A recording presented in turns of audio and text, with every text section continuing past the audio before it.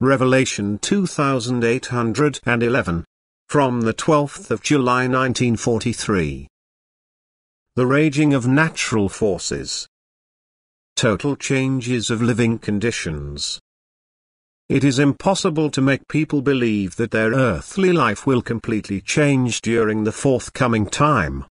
They count on an end to their time of suffering, followed by economic development and flourishing and improved living conditions, and on a time of tranquility and peace which will replace the time of upheavals and suffering. They don't want to believe that a far more difficult time is still ahead of them, that they cannot expect any improvement but will still have to endure indescribable suffering and misery.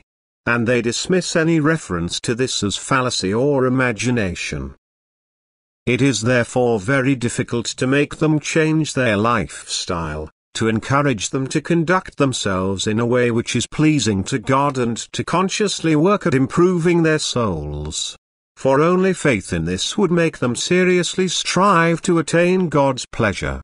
Instead, they take no notice of it and ignore God's every admonition, although He speaks to them through adversity and sorrow. This lack of belief exacerbates the spiritual darkness. There is no way to enlighten them because the light itself will be extinguished if it is kindled in order to illuminate them. God Himself takes pity upon these people and tries to enlighten their spirits, but they close themselves to it and can never attain the truth. Only the truth can save them, yet they don't want to hear it because it completely contradicts their future plans, because it deprives them of their hope for earthly improvement and an end of their state of suffering and expects of them a transformation of their souls and a change of their present way of thinking.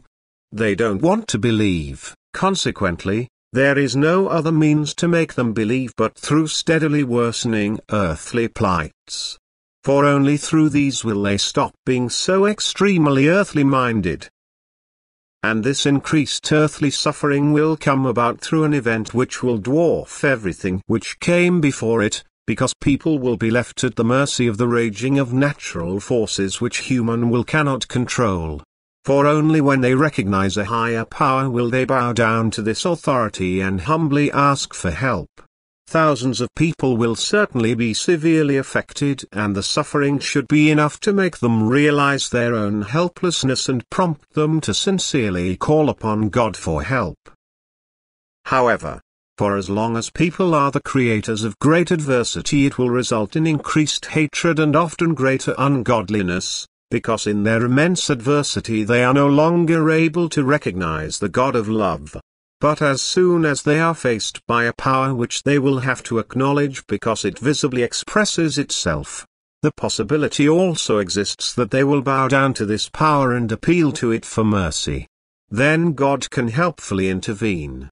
Although it is indeed an extremely painful means of education, it must nevertheless be used if at least a small part of humanity is still to be saved, that is, if in the last hour they will still recognize God in the raging of natural forces and establish contact with Him, without which there will be no salvation.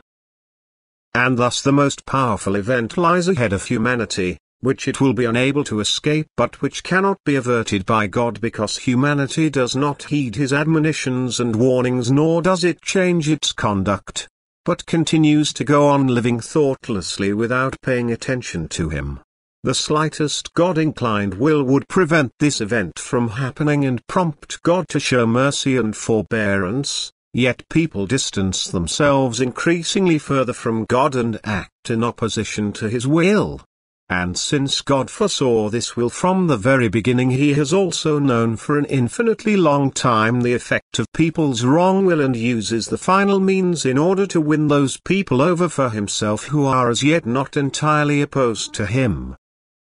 He will make the earth tremble and thereby instill fear and terror in people.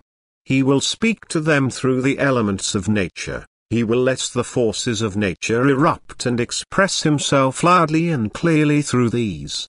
And this event will entail immense changes. It will cause a complete turnaround in every individual person's lifestyle, and the consequences of the natural disaster will be so very significant that everyone will have to pay attention to it, thus no one will remain unaffected by it. And blessed is he who will still change his thoughts, blessed is he who will still be able to recognize the hand of God in everything that will still be imposed on humanity in the coming time, blessed is he who will still find his way back to God, who strives to fulfill his will and establishes the right relationship with him. He will be helped by God in his adversity, and the difficult time will not be in vain for him if it pulls his soul back from the abyss before it is too late. Amen.